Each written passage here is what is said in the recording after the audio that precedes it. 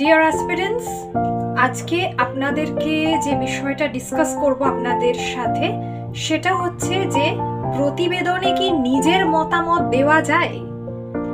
প্রতিবেদন সেটা সাধারণ প্রতিবেদন হতে পারে বা সম্পাদকীয় প্রতিবেদন হতে পারে, কোথাও কিন্তু নিজের মতামত দেওয়ার চেষ্টাও করবেন না।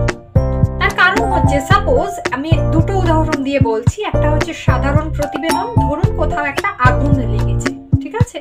তো সেখানে যদি আপনি আপনার মতামতটা দেন যে আমার মনে হয় বা এটা করা উচিত হবে কি এটা করা উচিত হবে না, সেটা যতটা না গ্রহণযোগ্য হবে, ধরুন সংশ্লিষ্ট দপ্তরের কোনো মন্ত্রী বা দমকল মন্ত্রী সাপোজ, তিনি যদি গিয়ে বলেন, সেটা অনেক বেশি করে কিন্তু জনগণের কাছে, মানুষের কাছে গ্রহণযোগ্যতা পাবে।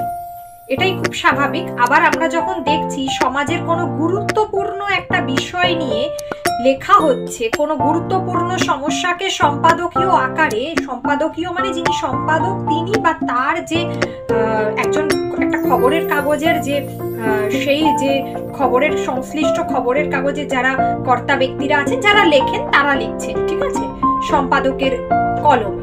তো সেখানে গিয়ে দেখা যাচ্ছে যে কোনো গুরুতর একটা সমস্যা তিনি তুলে ধরছেন।